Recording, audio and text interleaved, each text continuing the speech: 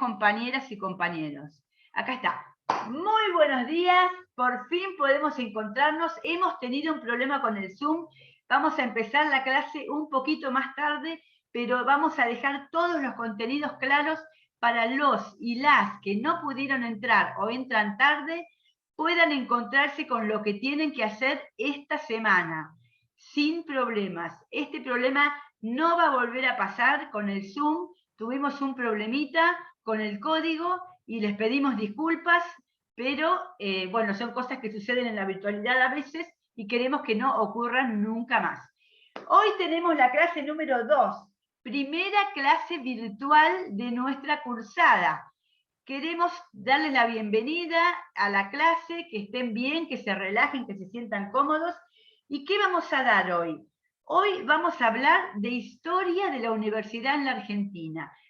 ¿Cómo fue la trayectoria de llegar de la universidad, de una universidad para unos pocos varones, caballeros de la oligarquía, de las clases acomodadas, a unos, muchos, todos y todas, en una universidad gratuita y de excelencia para todos y para todas? ¿Cómo fue esa lucha? Mientras con alegría vamos viendo cómo entran todos y todas los que estaban con problemas en el Zoom.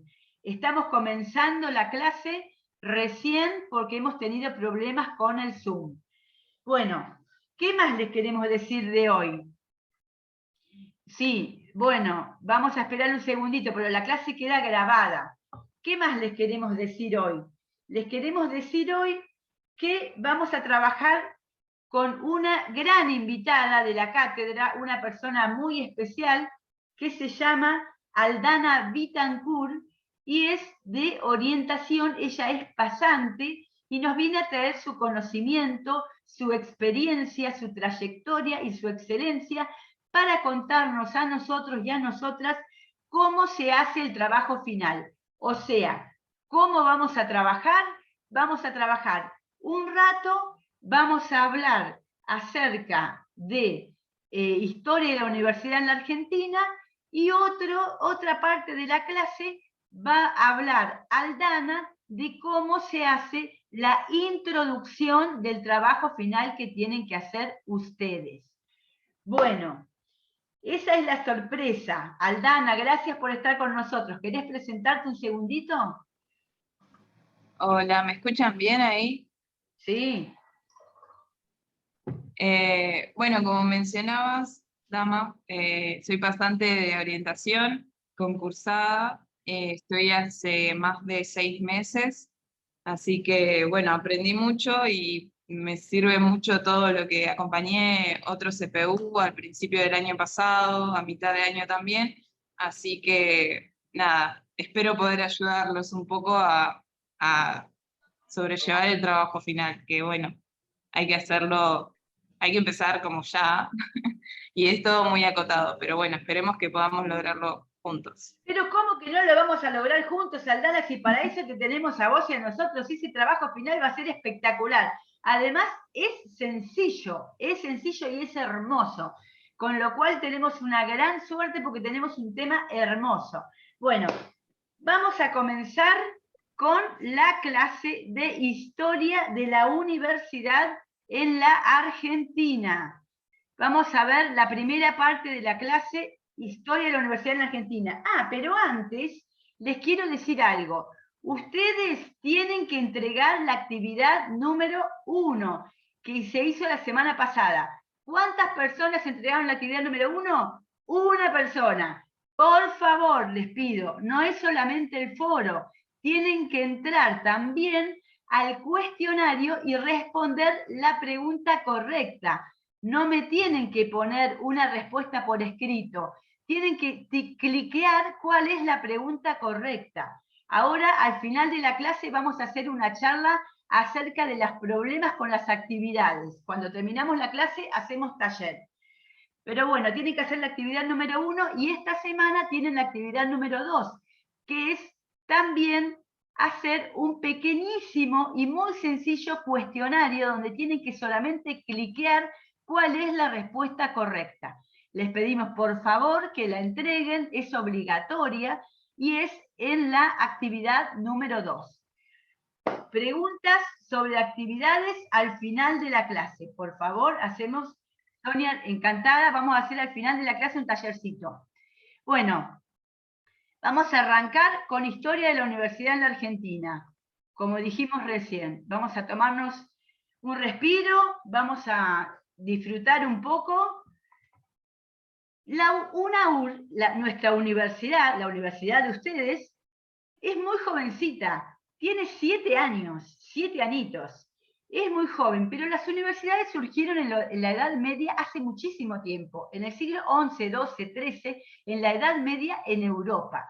¿Dónde se daban las clases? Los edificios eran las iglesias. Esto era porque dependían directamente del clero, de la iglesia. Era para pocas personas y por supuesto, decimos por supuesto porque por mucho tiempo fue así, era solamente para los varones, los hombres, las mujeres, ninguna posibilidad de estudiar. Estaba fuertemente vinculada a la iglesia y se estudiaban leyes, medicina y teología.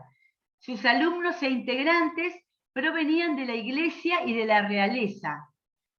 El sesgo que tenía era muy elitista, era para que sigan preponderando la clase dominante y la clase gobernante y dominante siguieran dominando y gobernando. Para que se formen en esas personas, se crearon esas universidades. Estos rasgos de la universidad, formando personas para gobernar el país y para que se siga perdurando el poder en manos de unos pocos, ha perdurado y ha moldeado un determinado tipo de universidad que en el siglo XVII llega a Argentina de la mano de los jesuitas y fundan la Universidad Nacional de Córdoba. También un fuerte sesgo elitista y creado por la Iglesia. Era para los hijos de los funcionarios de España y los criollos acomodados de alta alcurnia, para que puedan ocupar los cargos directivos del país y generando leyes para hacer que esas personas sigan siendo las más beneficiadas del país. ¿Cuántos estudiaban? Un centenar. En el siglo XIX se crea la Universidad Nacional de Buenos Aires, la UBA, y la Universidad de La Plata. Vamos a ver un poco el contexto en el que se crearon estas universidades. A fines del siglo XVII y principios del XX, en el país hubo una serie de acontecimientos y transformaciones sociales, políticos, culturales, económicos, que moldearon la conformación de la sociedad argentina.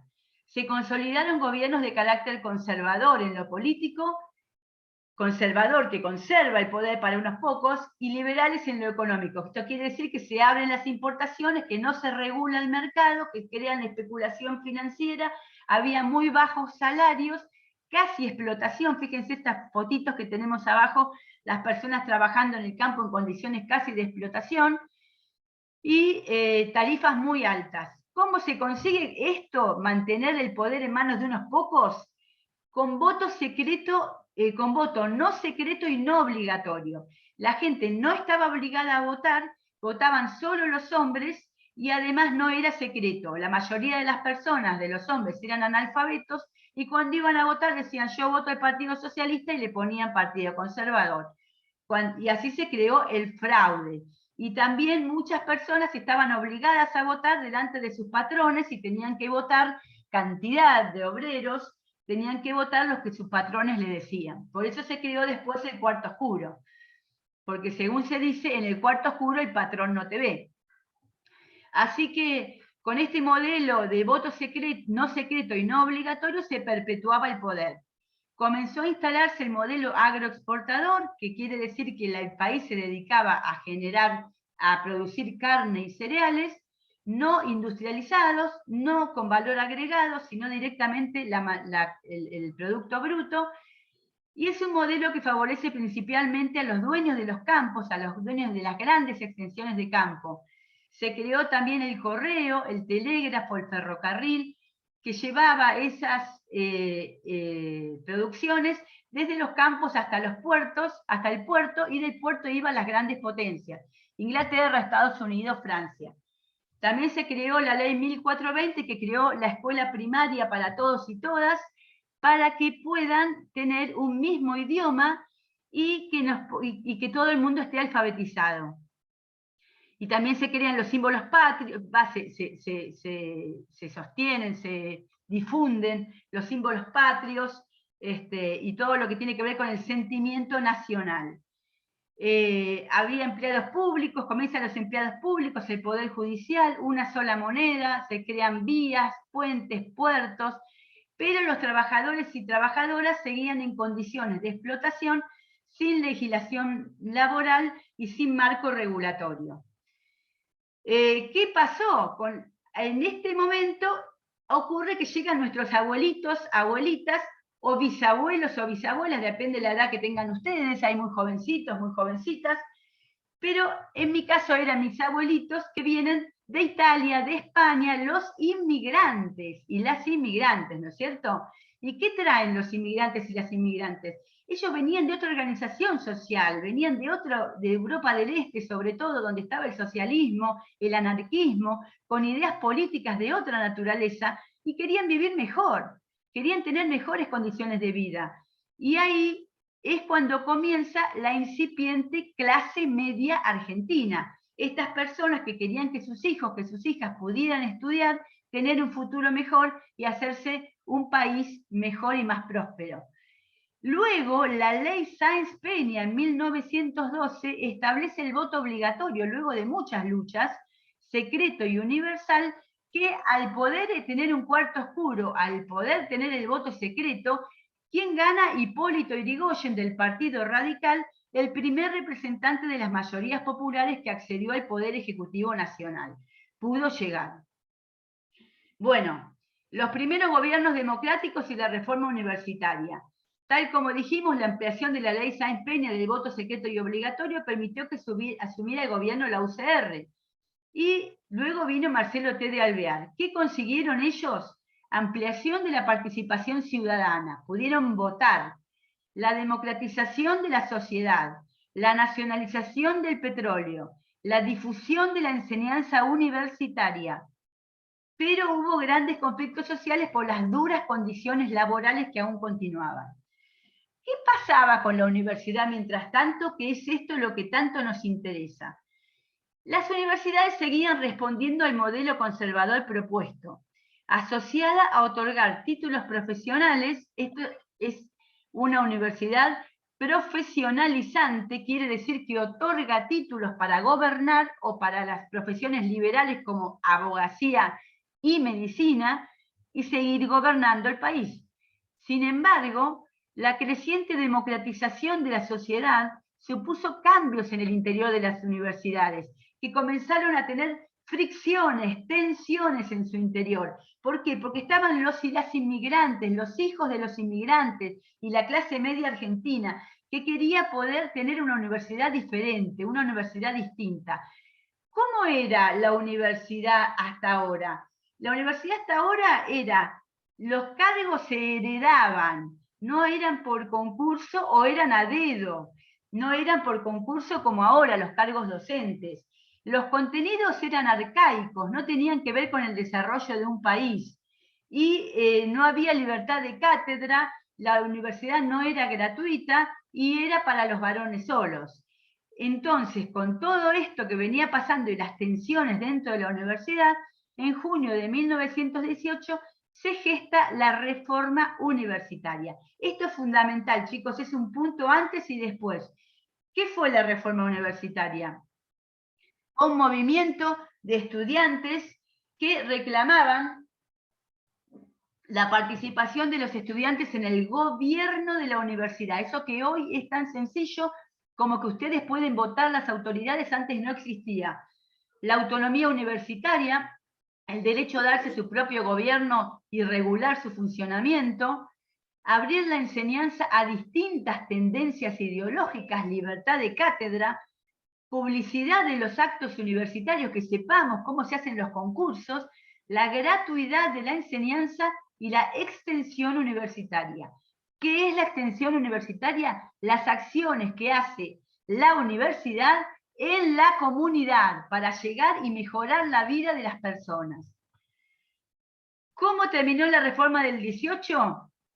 Se contemplaron ampliamente los reclamos estudiantiles dando paso a una nueva era en la universidad, en la sociedad y en toda Latinoamérica y en la educación. Esto llegó a toda Latinoamérica mucho antes que el Mayo francés de 1968.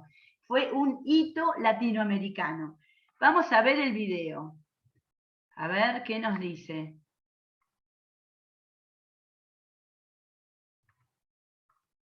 Bueno, está visto que hoy no me salen las cosas con el Zoom, chiquis. A ver acá, ahí está.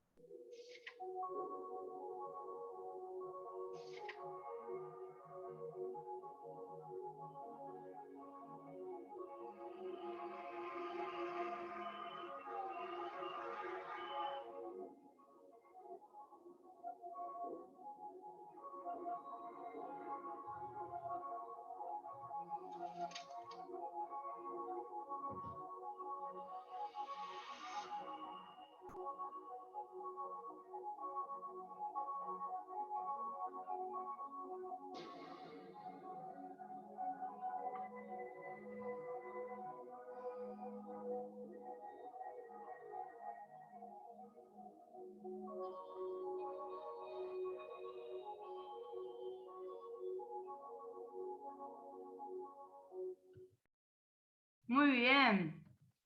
Bueno, ¿qué les pareció? ¿Así o así?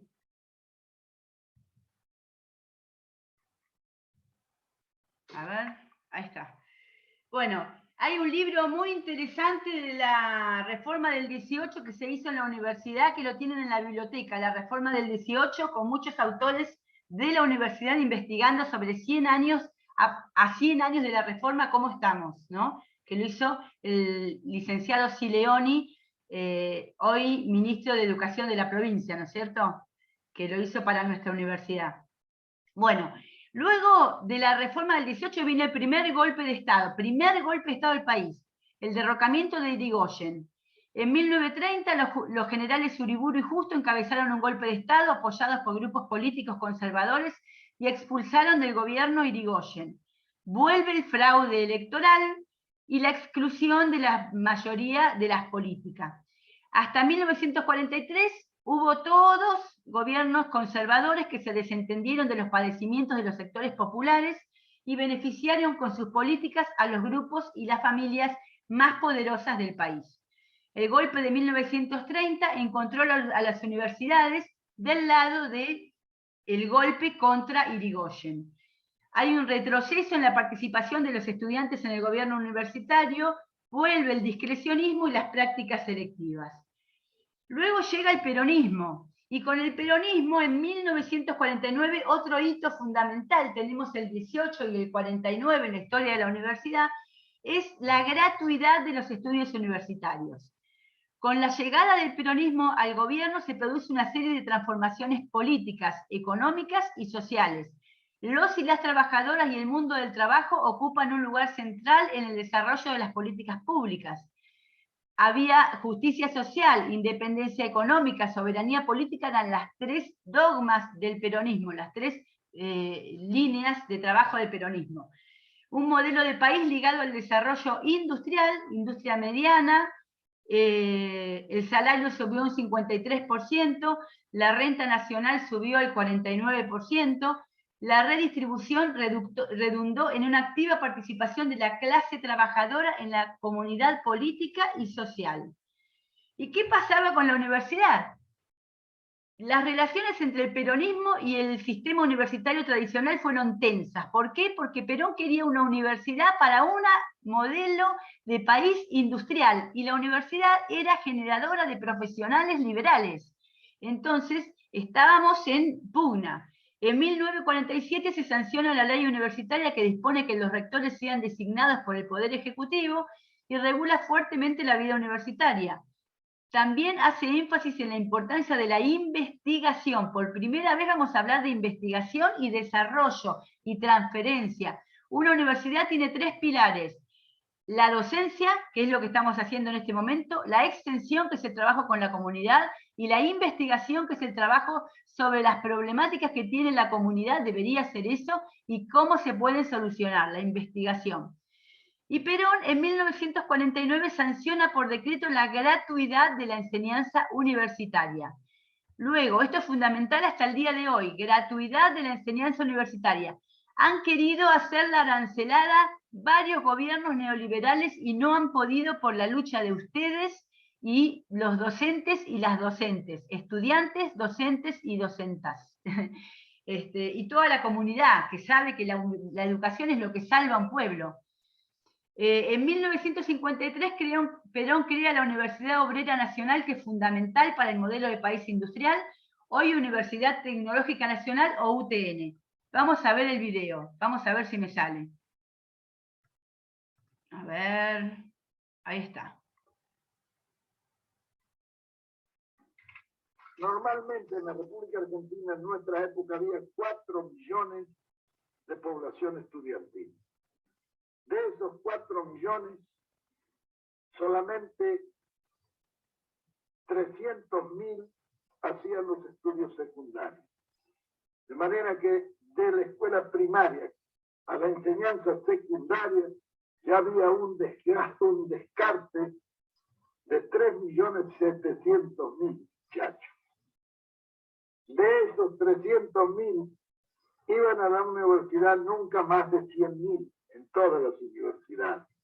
De manera que ya en esa etapa había otro descarte de 200.000.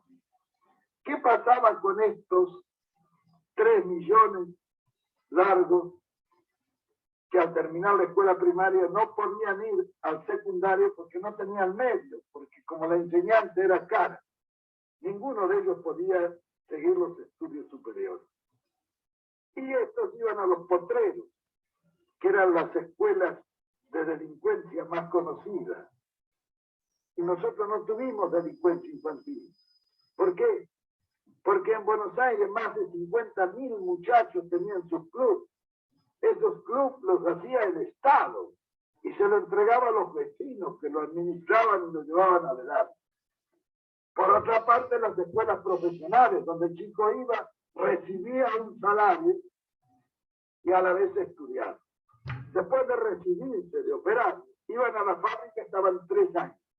De ahí podían pasar a las escuelas de aplicación, que eran escuelas para formar sobrestantes, jefes de talleres, etc. Después de estar allí, iban nuevamente a la industria y estaban 2 o 3 años, y entonces tenían derecho a ingresar a la universidad obrera, de donde salían ingenieros de fábrica en cada una de las grandes especialidades de la industria. Eso fue para la masa. Es decir, en esto se contempló un panorama de conjunto y se hizo la conquista más grande, fue que allí la universidad se llenó de hijos de obreros, donde antes estaba solamente admitido el oligarca. Porque la forma de llevar al oligarca es poner altos aranceles, entonces solamente puede ir y se los paga. Nosotros suprimimos todos los aranceles. Para la universidad no había ni derechos de exámenes ni nada, era gratis, totalmente gratis, el Estado pagaba eso. De manera que tanto el pobre como el rico podía ir. Era un crimen que estuviéramos seleccionando materia gris en círculos de 100.000 personas cuando lo podíamos seleccionar en 4 millones. Que hubieran salido más abundantes.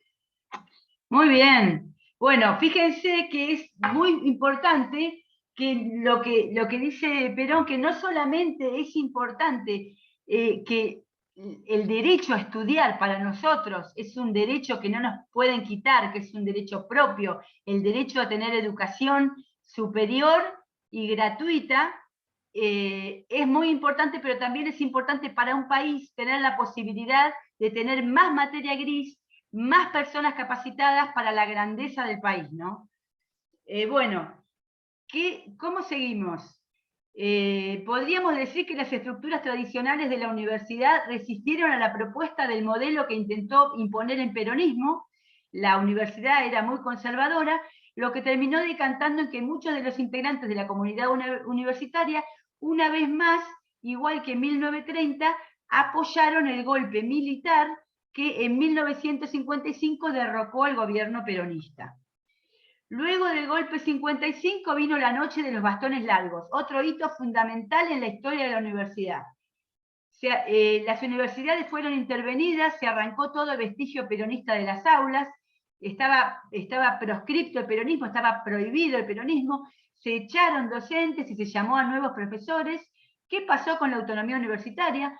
En el interior de las universidades comenzaron a gestarse organizaciones que no estaban de acuerdo con el régimen imperante y comenzaron los centros de estudiantes a funcionar como gremios de los estudiantes muy fuertemente. También, mientras tanto, en 1958, en un periodo intermedio entre las dictaduras, estuvo Frondizi, el presidente que generó la época de oro de la Universidad Argentina, con muchos científicos, investigación y nuevas carreras, pero siempre con el peronismo proscripto y la sociedad sin derechos de las mayorías. Muy extraño, una universidad brillante en un momento en que en el país se restringen los derechos de las mayorías. Bueno, ¿qué es la noche de los bastones largos? Todo este movimiento de universidades continuaba. En 1966 hay un golpe militar, Onganía hace otro golpe militar que derroca el gobierno democrático de Ilia y comienza una fuerte matriz represiva bajo las consignas de restaurar el orden y la autoridad. Las universidades se veían como lugar de las agrupaciones estudiantiles que había que disciplinar. La Junta Militar decide la intervención de las universidades. Ahora lo van a ver en el video, que se decía que en las universidades había ideas de izquierda y había que ir contra ellas. Deciden hacer en 1966 deciden intervenir la universidad por decreto, la UBA se resiste y el 29 de julio de 1966 las fuerzas de seguridad militares desalojan por la fuerza violentamente a todos los estudiantes y los docentes, generando heridos, echados, despedidos y la fuga de cerebros, que la fuga de cerebros significa que se nos va una generación a vivir a otro país, porque acá no tiene libertad y no tiene condiciones para trabajar. Vamos a ver un poquito cómo fue esto.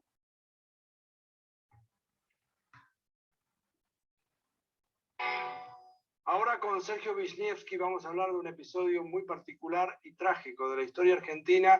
¿Cuándo fue? 29 de julio de 1966. 50 años. 50 años se cumplen de lo que se iba a llamar después, la noche de los bastones largos. Y yo estaba ahí. ¿Vos estabas ahí? Sí, yo era estudiante de exactas. ¿Recibiste algún bastonazo? No.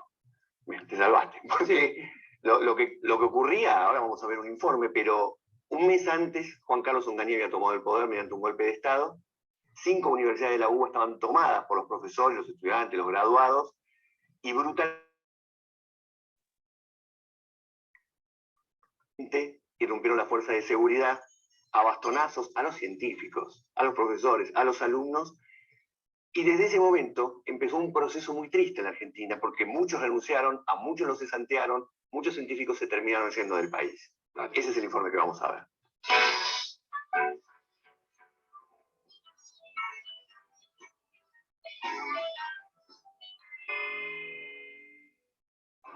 Estamos en la Manzana de las Luces. Acá funcionaba la Facultad de Ciencias Exactas de la Universidad de Buenos Aires, cuando el 29 de julio de 1966 ocurrió lo que se dio en llamar la Noche de los Bastones Largos. Veamos cómo se originaron esos hechos.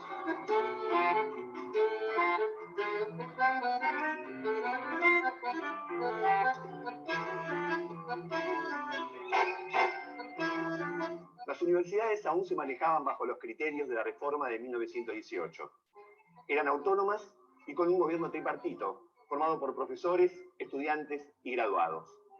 Aquel día en el que los militares decidieron intervenirlas, suprimieron los consejos superiores y pusieron a toda la universidad bajo la jurisdicción del Ministerio de Educación. Se le dio un plazo de 48 horas a las autoridades para aceptar. Los decanos y el rector rechazaron el fin de la autonomía universitaria. En realidad el rechazo fue generalizado. Varias facultades fueron tomadas por los docentes y por los estudiantes. Las Fuerzas Armadas, previendo la resistencia, decidieron actuar brutalmente. La represión fue particularmente violenta en las facultades de Ciencias Exactas y Naturales y en la de Filosofía y Letras de la Universidad de Buenos Aires. Científicos, profesores y estudiantes desarmados, junto al personal no docente, vieron irrumpir por la fuerza a la policía, que inmediatamente arrojó gases lacrimógenos y se dirigió con insultos y gritos a quienes estaban adentro. Se le pegó por igual a hombres y mujeres y quedó como un símbolo, registrado por los medios de comunicación de la época, como los hombres armados formaron una doble fila en la que hicieron un pasillo por el cual los universitarios debieron pasar, y mientras eran golpeados en la cabeza, en el cuerpo y en cuanto lugar pudieran alcanzar, según relató al día siguiente el profesor de matemáticas Warren Ambrose, testigo y víctima de los hechos, procedente del Instituto Tecnológico de Massachusetts en Estados Unidos. Cuando las fuerzas del orden o del desorden se hicieron presentes, el decano de aquel entonces, Rolando García, salió a pedir explicaciones y recibió como todo argumento un bastonazo en la cabeza que lo derribó. Se incorporó y preguntó qué era ese atropello y volvió a ser golpeado y derribado. Muchos debieron ser hospitalizados y un nutrido grupo fue llevado a las comisarías.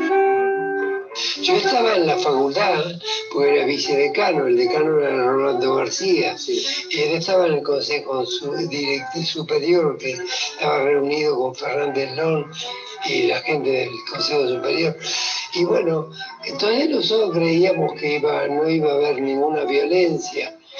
Lo único que teníamos preocupación cuando vimos que empezaba a llegar policía, aquí alguna gente que, por ejemplo, una chica embarazada que le pedimos que se retirara porque pensamos que podía haber alguna violencia, pero no imaginamos nunca que iba a haber ese grado de violencia que desarrolló. Si bien el hecho en sí es mortificante y representativo de la práctica de un sector social y político argentino, el daño más grave y duradero vino con el correr de los días y de los meses, cuando un gran número de científicos argentinos que llevaba adelante proyectos de investigación y desarrollo de avanzada, decidió emigrar del país.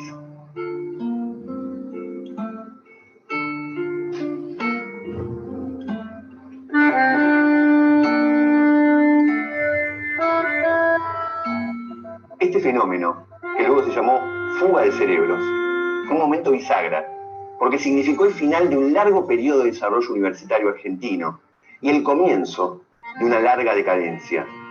La pérdida de un capital humano y tecnológico que en algunos casos costó muchísimo trabajo recuperar y en otros no se recuperó nunca.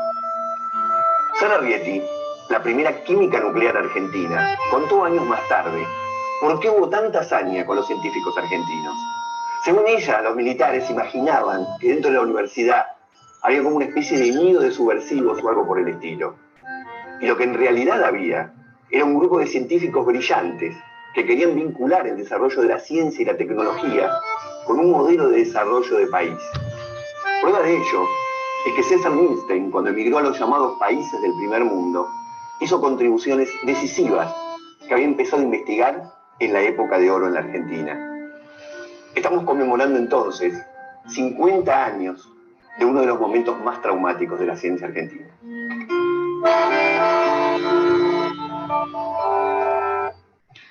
Muy bien. Esto fue la noche de los bastones largos. ¿Qué ocurre después de esto? La dictadura más sangrienta y espantosa de la historia de la Argentina, la dictadura cívico-militar de 1976, perpetrada por las Fuerzas Armadas, por las fuerzas militares y por participación ciudadana en la delación de personas hasta su desaparición y muerte. Como decíamos, en el interior de las universidades comenzaron a formarse agrupaciones y organizaciones con distintos tintes políticos, que comenzaron a participar en los distintos actos de resistencia y lucha contra los golpes militares. La vuelta de Perón al país y la asunción del nuevo gobierno peronista generaron grandes expectativas en la sociedad argentina. Pero luego, tras la muerte de Perón, el gobierno adoptó un modelo de ribetes muy autoritarios y conservadores e interviene fuertemente en las universidades, nuevamente contra la universidad. Siempre la universidad, el elemento de negociación, ¿no? Se desarman cátedras, equipos de trabajo y organizaciones políticas, y hay un terrible clima de persecución. La represión política, la represión como política de Estado, atacó fuertemente todo lo vinculado con las agrupaciones, centros de estudiantes, la CGT, todo lo que era organizaciones sociales. Terminó de desmantelar y desarticular todo lo que quedaba de las universidades. El número de inscriptos bajó al 50%, porque tenían muchísimo miedo, porque en la universidad te delataban por cualquier libro que tenías peligroso, raro, extraño, que pudiera llegar a ser subversivo, era peligrosísimo para tu vida, o tus ideas. Miedo y persecución como clima, control ideológico, se cambiaron los planes de estudio para que no contuvieran nada que tenga que ver con tintes políticos. Se cerró la Universidad de Luján. Fue la noche de los lápices, donde los chicos y chicas de 14 y 15 años fueron a buscar el boleto estudiantil y desaparecieron, y fueron torturados y muertos. Desaparecían alumnos en la universidad. Terrible. ¿Cómo termina todo esto? Por fuertes luchas de la ciudadanía se llega a la democracia en 1983, de la mano de Raúl Alfonsín, otro radical de la UCR. El tramo que va del retorno de la democracia del 83 hasta la década del 90 fue nodal para la reconstrucción del sistema universitario argentino, luego del desguace de la última dictadura cívico-militar. El gobierno radical de Raúl Alfonsín tuvo una mirada muy importante hacia el sistema educativo en general, pero mucho más hacia las universidades. Se promovieron concursos impugnados, los realizados durante la dictadura, se reabrieron carreras y universidades, se derogó el examen por cupo, se devolvieron los derechos de la reforma del 18. Pero en este momento no había mucho presupuesto para la universidad, esa es la verdad, no había presupuesto para la universidad. Se diseñó bueno, vamos a ver un poquito qué pasó con el menemismo. En los 90 se diseñó una nueva estructura del sistema educativo siguiendo las normas del Banco Mundial. Como todos los gobiernos neoliberales, siguen las normas de los bancos internacionales que prestan plata y endeudan al país. La educación se entendía como un servicio, como la luz, el gas, el celular, que se puede pagar y arancelar. En 1995 se sanciona la Ley de la Educación Superior que nos rige hasta hoy y que dispone que las universidades sean evaluadas y acreditadas por una comisión, o sea, pierde autonomía. Esa comisión hasta el día de hoy funciona y es la CONEAU. Y comienzan a crearse las nuevas universidades del conurbano. En esta época hubo muchas luchas por privatizar la educación, por arancelar, por hacerla paga, pero no se pudo lograr por las luchas de los estudiantes y las estudiantes como ustedes. ¿Qué pasó con Néstor y Cristina Kirchner? El sistema universitario argentino creció y se complejizó como nunca en la vida. Generaron la ley del financiamiento educativo, porque está todo muy bien la autonomía, pero si no tenemos plata, ¿cómo vamos a hacer?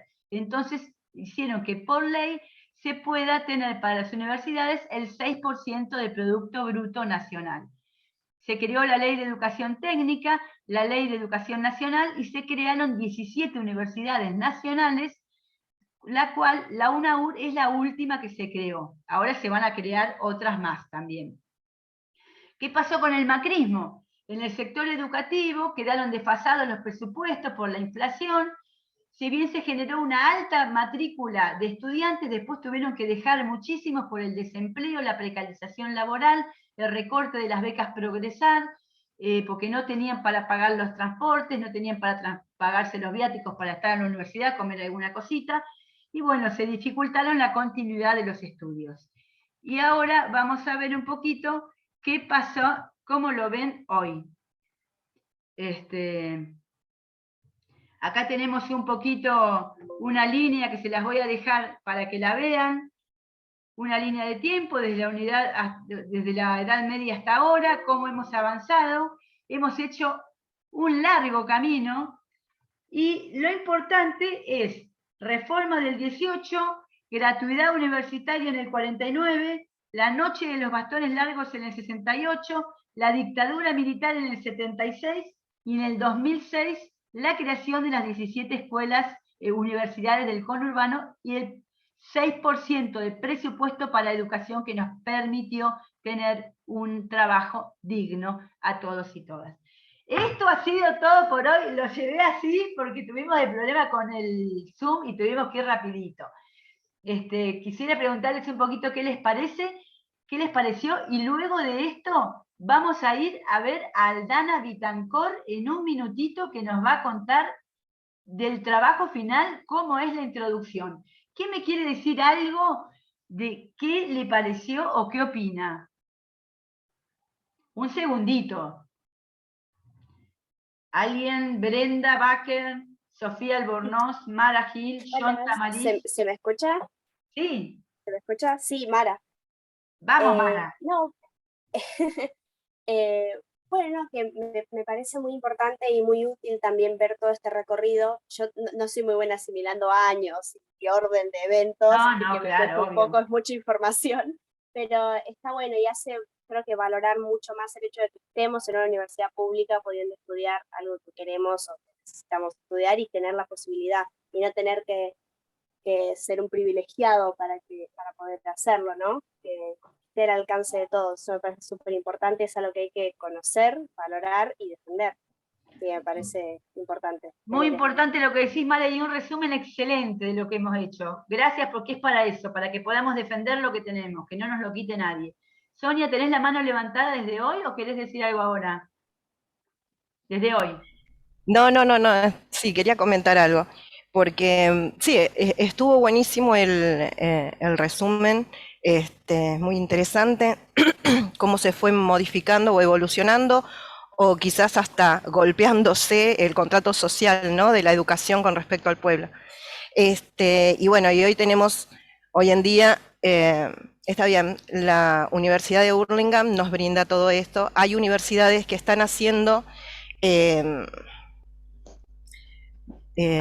no carreras de grado, sino, por ejemplo, tecnicaturas que se tienen que pagar, que son pagas, por ejemplo, en la Universidad de La Matanza. Y, por ejemplo, también tenemos otra cosa que es el Unicaba, que, bueno, también, ¿no? Es también la centralización de los profesorados en Capital, en Cava, que, bueno, todavía están los chicos en la lucha y bueno, igual eso ya está establecido, ya la gente está cobrando, o sea, por un puesto que todavía ni siquiera se está ejerciendo. Así que sí, hay un montón de cosas que se pueden enumerar. Perfecto. Sonia, ¿sos docente? Sí. Sí, se nota. Soy profesora de artes visuales, egresada de la Pueyrredón, que también, ¿no? O sea, ahora es el UNA, que fue el IUNA. O sea, fui la última camada que ingresó para profesorado. O sea, tuve la posibilidad de hacer el enlace para la licenciatura en la Cárcova, que fue un año, pero bueno, lamentablemente hay un montón de cosas que se fueron modificando y otras cosas muy positivas, ¿no? Pero fue ese desfasaje que hoy en día es lo que pretenden evitar con esto del Unicaba, o sea, que sea un poco más equitativo, ¿no? Muy bien, Sonia, muchas gracias, muchísimas gracias a vos por tu intervención. Chiquis, acuérdense que tienen que hacer la actividad 2. ¿Se las muestro o ya saben dónde está? ¿Alguien necesita que le muestre? Bueno, por favor hagan la actividad. Solo tienen que cliquear la respuesta correcta. Por favor, y la 1. Bueno, vamos a nuestra querida Aldana Vitancor, que nos va a contar un poquito. Ah, me dice Fernando que la muestre. Esperen un segundito, que la voy a mostrar. Fer, escúchame. Lo vamos a hacer ahora cuando termine Aldana, porque la tengo que abrir. Ahora, cuando termine Aldana, lo muestro. Aldana, ¿querés comenzar? Bueno, sí, genial. Voy a compartir pantalla y me avisan si se ve.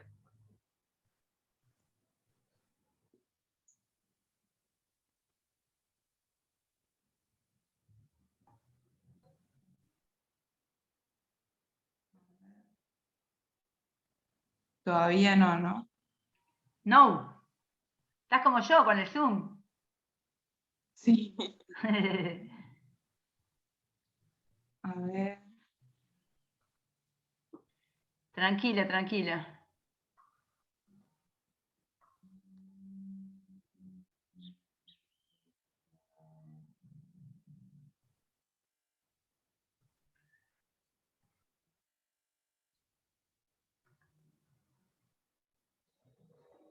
Ahora ¿Se ve?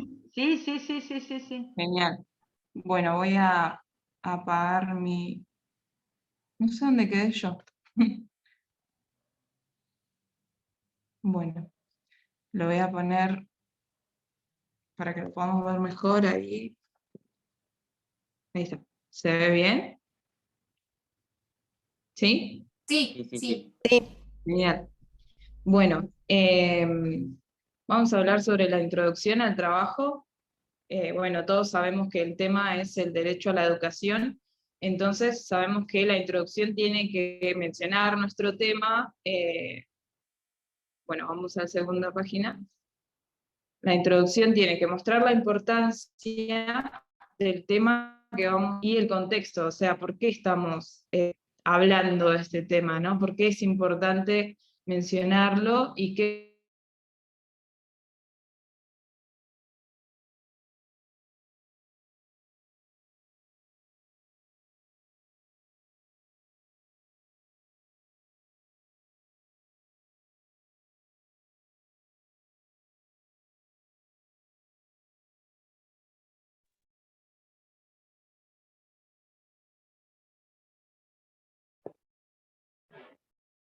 problemática vamos a abarcar? También es importante destacar esto, de por qué es tan importante el derecho a la educación.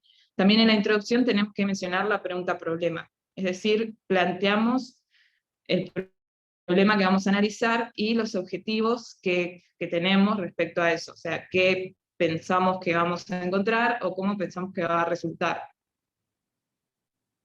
También podemos mencionar la metodología que aplicamos. O sea, de dónde sacamos la información, Perdón, mencionamos los Aldana, recursos. Sí. Se cortó el audio un poco antes. Creo que les pasó a todos, ¿no? Me viene el chat un poco. En la diapositiva anterior. Empezaste a hablar de la introducción, la importancia del contexto, y ahí como que se cortó todo el audio.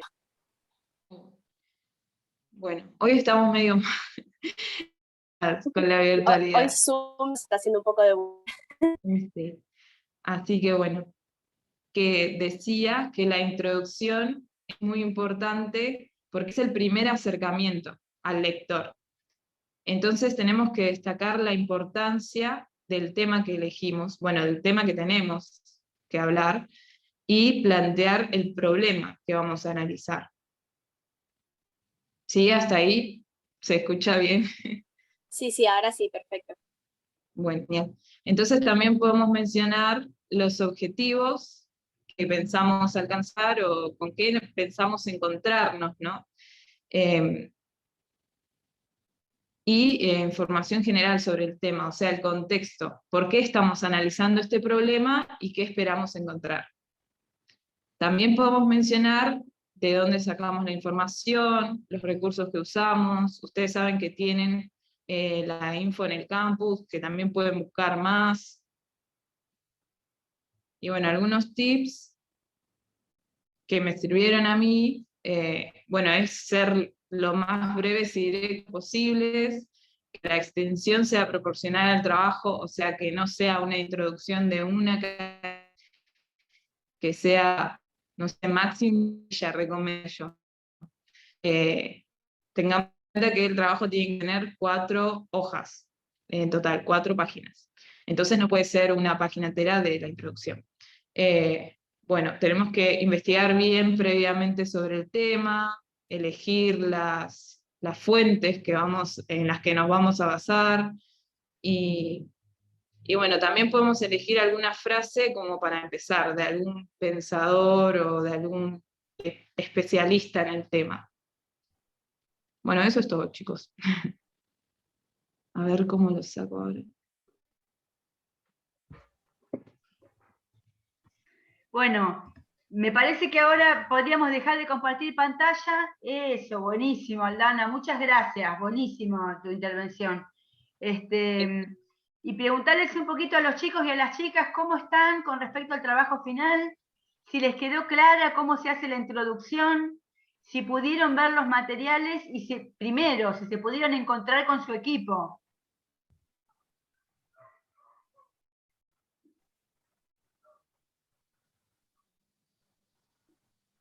Hola, ¿se fue? Giselle Benítez. Bueno, ¿pudieron encontrarse en los grupos? ¿Fueron explorando el campus? La parte que la profe puso un foro que hice de grupos y los ordenó a todos. ¿Lo pudieron encontrar? ¿Puedo preguntar? Sí, Sonia, sí. Porque, o sea, había comentado, discúlpame Giselle, porque me parece que hablando de grupos, y yo sinceramente tampoco ni siquiera sé para qué son los grupos, porque no la primera clase, y me pareció haber hecho el primer trabajo práctico, porque subí el tema o sea, el cuestionario de Pinot, pero no sé si hay otra cosa. Mira, Sonia, eso nada más. El trabajo final integrador, tenés que ver la clase número 1 y entrar en la pestaña de trabajo final integrador en el campus, lee la consigna del trabajo final y mirá los materiales. La consigna te va a explicar cómo se hace el trabajo final. El trabajo final se tiene que hacer, acá lo tengo, vamos a mostrarlo, vamos a compartir pantalla. Acá entrás, fíjate Sonia y para todos, tenés la pestaña de trabajo final, ¿no? ¿Acá la ves? Sí. Acá tenés de qué se trata, es un trabajo en el cual vamos a trabajar para buscar alternativas desde el Estado en grupo para mejorar y hacer que puedan volver los chicos y las chicas que dejaron la universidad, la primaria o la secundaria, eso es a elección de cada grupo, primaria, secundaria o universidad, lo eligen ustedes. ¿Qué estrategias podemos dar? Para eso les dejamos la consigna acá, que es lo que te acabo de decir, y materiales acá. Estos materiales son de última generación en educación, son muy importantes, muy modernos, muy interesantes, y pueden trabajar con ellos, con otros o mixto. Un poco mixturar, no me está saliendo la pantalla de materiales. Acá está. Acá tenés los materiales distintos. Pueden trabajar con estos o con otros. El trabajo final tiene 3 partes. Tiene una introducción, un desarrollo con datos duros, una introducción que es lo que dijo Aldana, un desarrollo con datos duros y tiene una conclusión que puede ser una estrategia o puede ser que digan, bueno, no encontramos estrategia, pero estudiamos esto y dejamos abierta la investigación. Puede pasar que no encuentren una estrategia, pero que hayan hecho un análisis interesante. Esperen que estoy en el TBU 3. Vamos a ver el TBU 1. Campus. Qué lenta que está mi compu.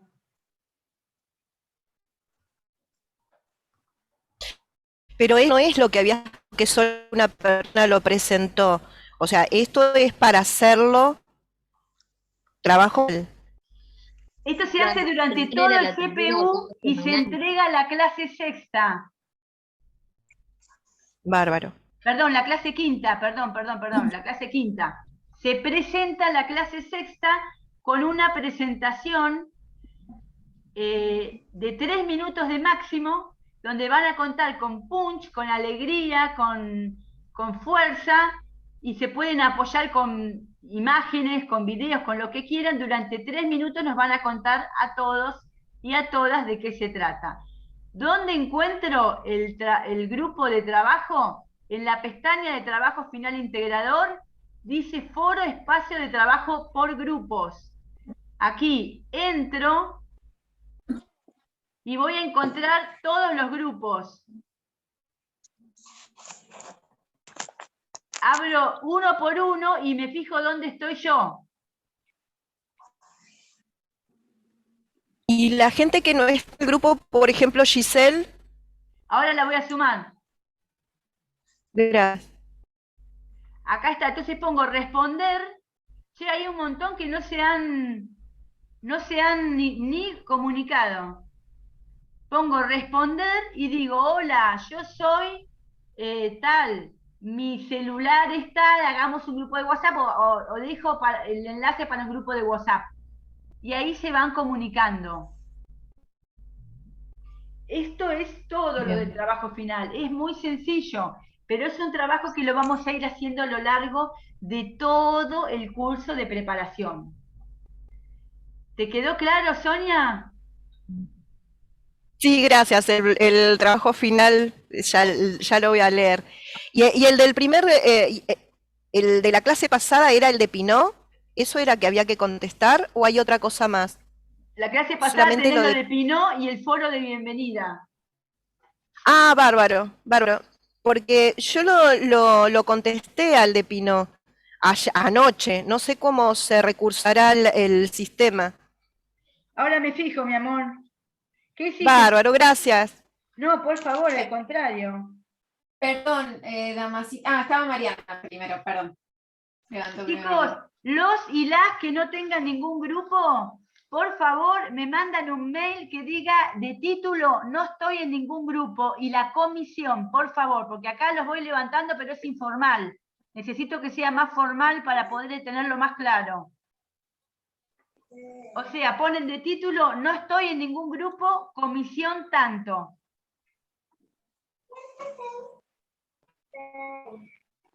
A ver, Fernando, ¿qué dice? Fernando Moreno. Hola, todos me incorporaron a TV1 la semana, recién me pude conectar al grupo. Estoy en la uni porque desde casa no me puedo conectar. Acá la compu no tiene micrófono. Perfecto, Fernando, ¿alguna duda? Bueno, ¿quién quería hablar recién? Yo había levantado la mano, creo que tenía que ver también con lo que decía Sonia, que nos dijiste al principio que del trabajo 1, solo una persona ha entregado. Yo también hice el cuestionario y el foro de bienvenida. Lo que pasa es que si estamos en el trabajo, te aparece no entregado, porque aparece un espacio en blanco como para completar y para cargar un archivo. Lo que tenemos es, por lo menos yo respondí el cuestionario hace como 3 días y me sigue apareciendo no entregado y fui al foro de bienvenida, pero el trabajo está hecho. O sea, no sé cómo aparece. Ahora me voy a fijar. Los campos tenemos el espacio en blanco del texto en línea y para arrastrar y soltar archivos añadidos, y como no es una actividad ni con texto en línea ahí en la actividad ni con archivos añadidos, nos aparece a todos como no entregado, salvo a las personas que lo escribieron en el cuerpo. ¿Se entiende? La selección. Si la selección fue la correcta y te lo ponen en el cuerpo, le va a aparecer como entregada, pero creo que, solo contestando el cuestionario me fijé porque tengo la puntuación, pero me aparece como no entregado. Espectacular lo que me decís, porque entonces hay un error en la configuración, tengo que consultarlo. A mí también pasó lo que a ella, yo también lo que la semana pasada, me apareció la puntuación, todo, pero también me aparece como que no está entregado. Perfecto, pero si entras eso me da todas las respuestas de por qué no estaba entregado el trabajo. Les agradezco muchísimo Y fíjense, hoy a la nochecita, porque tengo clase todo el día, o mañana tempranito lo van a tener bien, como para que le puedan cliquear de nuevo. Por las dudas, cliquéenlo de nuevo y pongan entregado y ya lo enviamos. Bueno. ¿Alguien más quiere decir alguna acotación? ¿Tiene alguna duda? Sonia, ¿tenías alguna duda del taller? Ah, Fernando quería ver dónde está la actividad, ¿no? Fernando, ¿estás por ahí? Fernando, te voy a mostrar. ¿Dónde está la actividad 1? Vos venís acá.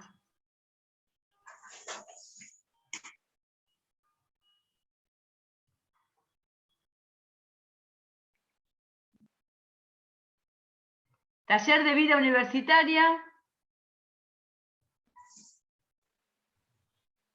Y acá tenés el cuestionario, la educación como derecho. Clase 1, cuestionario, la educación como derecho. Tenés que leer el texto de Pablo Pineau, que está ahí, opinó, que está ahí también, y contestar esta pregunta. Intentos 32, si se miren.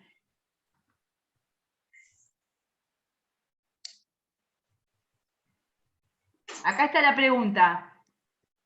Si es la A correcta o es la B correcta, siguiente página, otra pregunta. Si es la A correcta o la B correcta. Terminaste, pones terminar y enviar.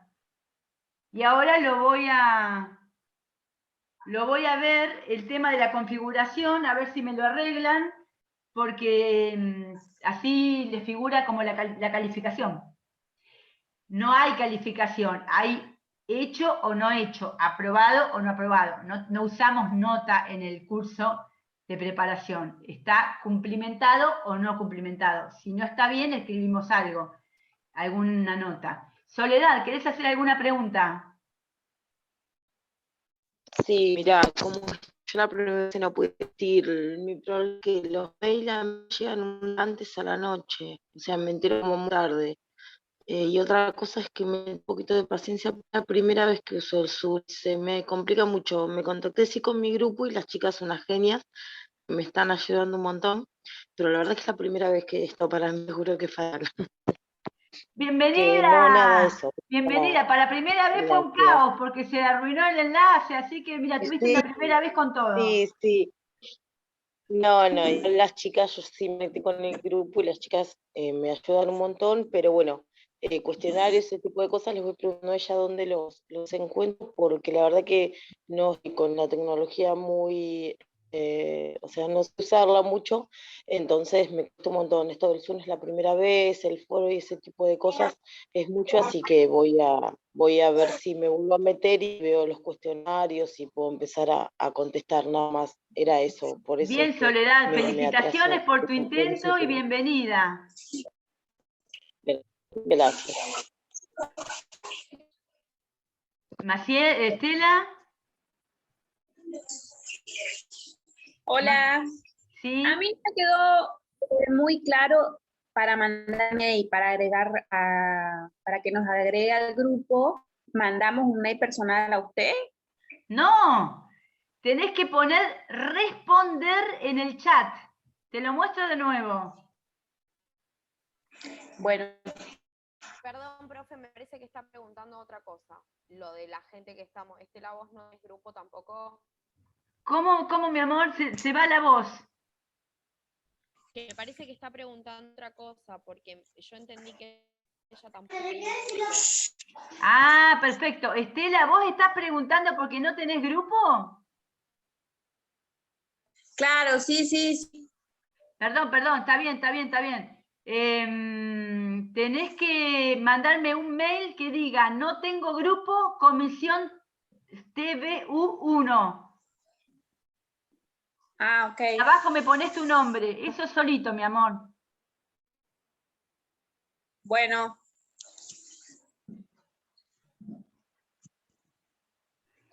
Fernando, ¿estuviste con el trabajo de la comisión ATV1?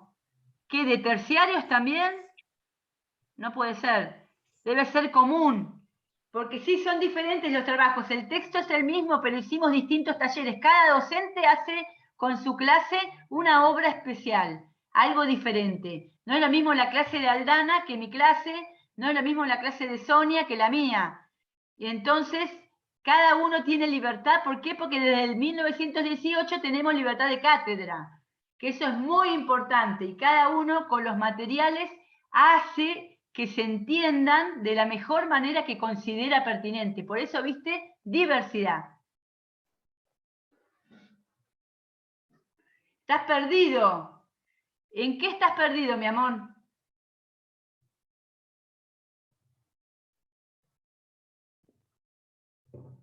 Bueno, vamos a dejar de grabar y vamos a quedarnos charlando un poquito de manera informal, para que no se haga muy largo para los que nos están viendo. Un saludo para los que nos están viendo desde su casa que no pudieron estar presentes, que tuvieron problemas con el Zoom para entrar, les pedimos disculpas.